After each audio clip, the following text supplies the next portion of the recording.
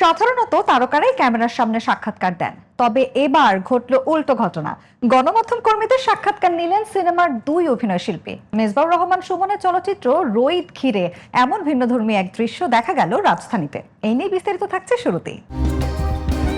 রাজধানীর স্টার সিনেপ্লেক্সে অনুষ্ঠিত হলো মেজবাউর রহমান সুমন পরিচালিত চলচ্চিত্র রোইদের বিশেষ প্রেস শো। এই বিশেষ আয়োজনটি ছিল মূলত সেই সব গণমাধ্যম কর্মীদের প্রতি সম্মান জানিয়ে যারা সংবাদ, প্রতিবেদন ও সমালোচনার মাধ্যমে শুরু থেকেই সিনেমাটির পাশে ছিলেন। প্রদর্শনীতে দেশের বিভিন্ন গণমাধ্যমের সাংবাদিক, চলচ্চিত্র সংশ্লিষ্ট ব্যক্তি এবং টিম রোইদের সদস্যরা উপস্থিত ছিলেন। সিনেমাটিতে প্রধান দুই চরিত্র সাধু ও পাগলির ভূমিকায় অভিনয় করেছেন মোস্তাফিজ নূর ইমরান এবং নাজিফা তুষি। ভালো লেগেছে। আমরা তো সবসময় কথা বলি, তো আজকে আপনাদের কথা শুনতে ইচ্ছা হলো, কারণ আপনারা সিনেমাটা দেখলেন আজকে, তো আপনারা অনেক কষ্ট করেন। আজকে আমি বুম ধরে বুঝেছি কি ওয়েট বুমের। আমার বারবার হাত ব্যথা হয়ে যাচ্ছিল। তো আসলে কোনো কাজ নিজে না করলে বোঝা যায় না যে অপরের কাজটা কতটা কঠিন। আমি সাহসী কি ভীতু জানি না।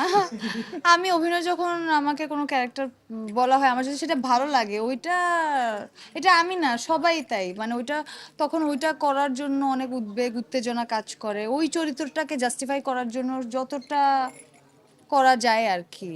আপনাদের সবাইকে অসংখ্য ধন্যবাদ, অসংখ্য ভালোবাসা। আমরা আপনাদের প্রতি কৃতজ্ঞ।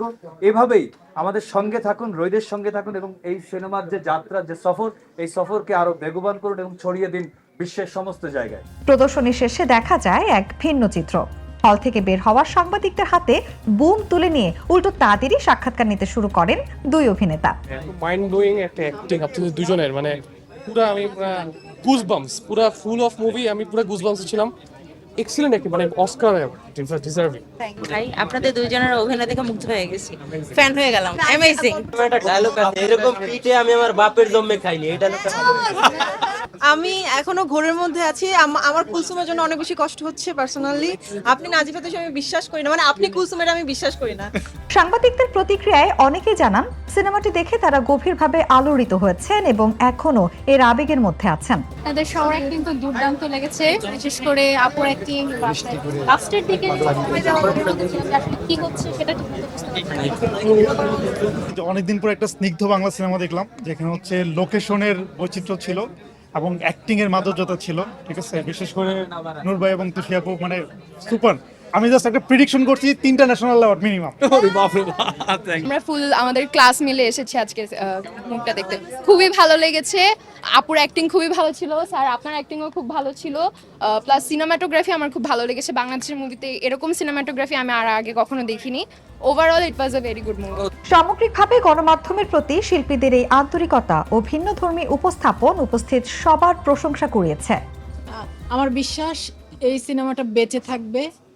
আজ থেকে 50 বছর 100 বছর পরও কোনো দর্শক এই সিনেমাটা দেখে ঠিক এরকম একটা ঘোরের মধ্যেই পড়বে, যে ঘোরে আজকে আমি পড়েছি। ওই ছবিটার মধ্যে অনেক বেদনা আছে, অনেক অন্ধকার আছে, আবার অনেক আশার জায়গা আছে, আলো আছে, এবং এই ছবিটার মধ্যে বাংলাদেশ আছে, গরিব মানুষের জীবন আছে, প্রকৃতি আছে। ছবিটা আসলে এটা একটা দেখার ছবি এবং বোঝার ছবি। বিশ্ব চলচ্চিত্রের একটা ধারা আছে তো, তাই না? এই যেদিন থেকে চলচ্চিত্র হয়েছে সেই দিন থেকে আজ পর্যন্ত এই বিশ্ব চলচ্চিত্র ধারায় মাস্টারপিসগুলো যুক্ত হয়েছে। এই চলচ্চিত্রটা বাংলাদেশের চলচ্চিত্র হয়ে বিশ্ব চলচ্চিত্রের একটি বড় জায়গায় চলে গেছে। বাংলাদেশের পাশাপাশি রোইদ এখন আন্তর্জাতিক পর্যায়েও প্রদর্শিত হচ্ছে। যুক্তরাষ্ট্র, কানাডা, যুক্তরাজ্য, অস্ট্রেলিয়া ও নিউজিল্যান্ডের বিভিন্ন প্রেক্ষাগৃহে মুক্তি পাওয়ায় প্রবাসী বাংলাদেশিদের মধ্যেও ছবিটি নিয়ে আগ্রহ তৈরি হয়েছে।